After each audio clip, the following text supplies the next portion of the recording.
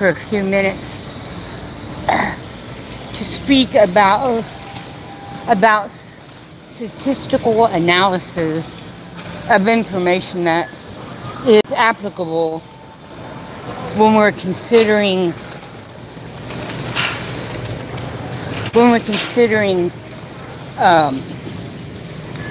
information that people believe is real evidence. If the behaviors of creators have knowledge of putting out the same information over and over again, and they continue to change the narrative, or they deliberately make evidence open to the public on a docket and then hide it or have it sealed 2 or 3 days later, then they are manipulating the evidence that they have given to the court. Yes, ma'am. So when you manipulate evidence to the court and you submitted a complaint and you submitted a complaint, and then you go back and you redo it or doctor it up after a whole weekend has gone by, then you may be creating false narratives for the public to view that evidence. Let us have a clear understanding that the public opinion to convict someone is not a good thing to do. And to manipulate evidence to the public, for you to point out things and leave it open as an attorney for individuals to look at over a weekend, that's a indifference, deliberate attention,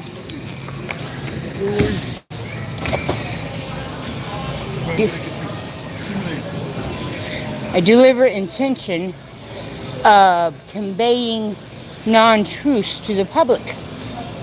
And in this type of a behavior, it comes to mind that this type of behavior was conducted to cause more drama, collaboration of untruth guilt on another party. You cannot keep on rehashing the same dramatic bullshit and state that it's the truth without proper evidence. If you're willing to manipulate evidence by not sealing it in the first place,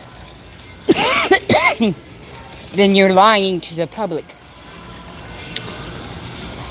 Does it do any good to lie to the public? Of course. Lying to the public initiates the same continuous circle of nastiness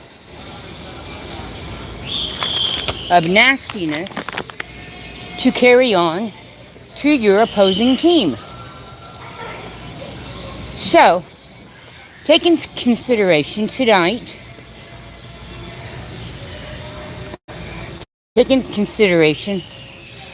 that a certain federal case evidence, hard copy evidence, was not sealed upon the initial complaint being sent to the federal courthouse. Therefore, what happened is everything was available for the public to see over the weekend so that we could have more drama. You got a liquor board? Yes. So we could have more drama given to the opposing party of a certain missing young teenage boy. This is unfair. It was a deliberate move. And understand this. Everyone is watching in the public for this. It doesn't matter which team you may be on. What matters is this. If you're willing to crucify your opponent in a public room like social media platforms, then you're negative already. Your behavior is negative. So I ask you to consider that attorney in California knew that when he filed that complaint, the request for CPS records, medical records, and all personal or associated records with Sebastian to be sealed. It should have been sealed from the beginning. Those records should never have come to the narrative platforms of social media YouTubers. Should never have happened. What do I think about this? Once again, I think this was a deliberate intent to bring no dignity or respect to that child's name, even as a family member. If family members do not have respect for their missing individual family members, then how can they expect to have sponsorship for any type, excuse me, sir, excuse me, how can they expect the public to endorse any type of bill that they want put as a law? Those in America who are watching in the bushes, they are not going to sit back and be quiet, excuse me, when it comes to someone selling out their own family members to pass a bill. And over again, when we have asked questions, well, if the bill is for everyone, then why can't you post flyers? If that child who is missing needs a lot of respect, then why is all of the family members, why aren't they speaking out about what that child has been called, what that child has been associated with? Understand this.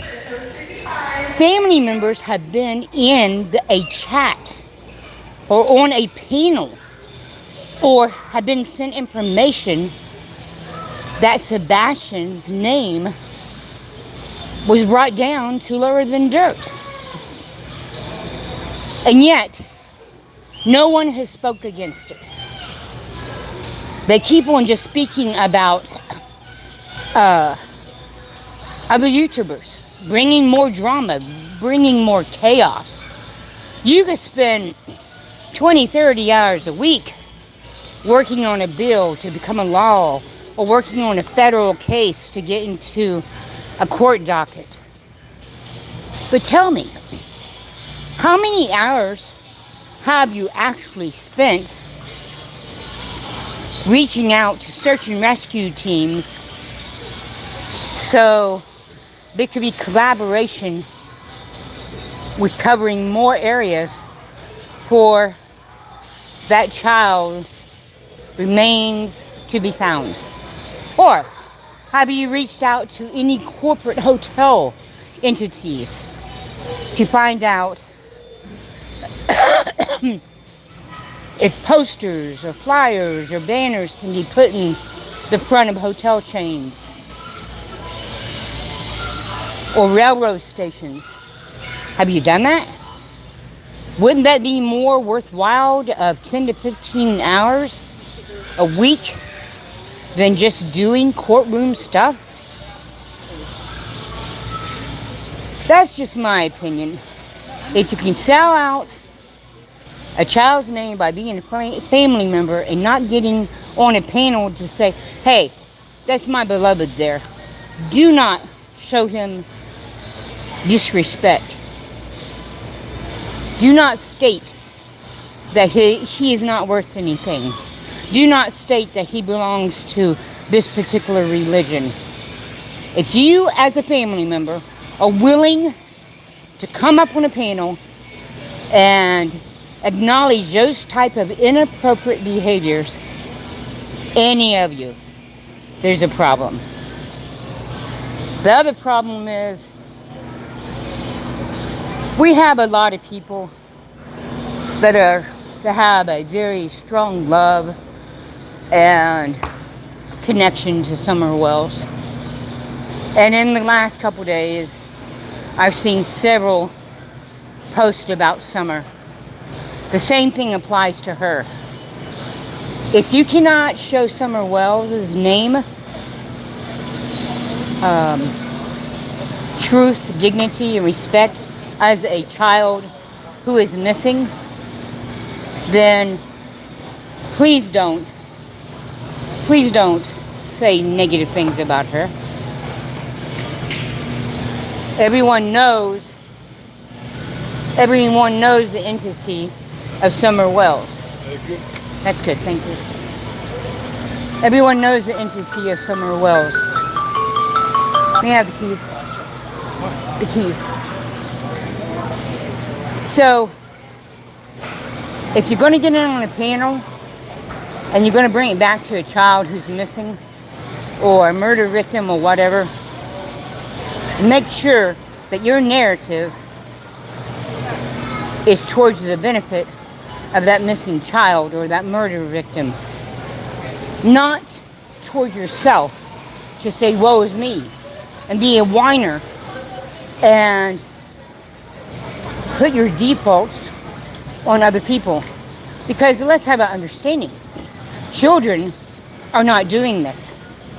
Children are not the ones who are participating in this type of narrative or rhetoric of the missing or murder. Adults are. Adults are being ugly, facetious, negative, inappropriate. So consider yourself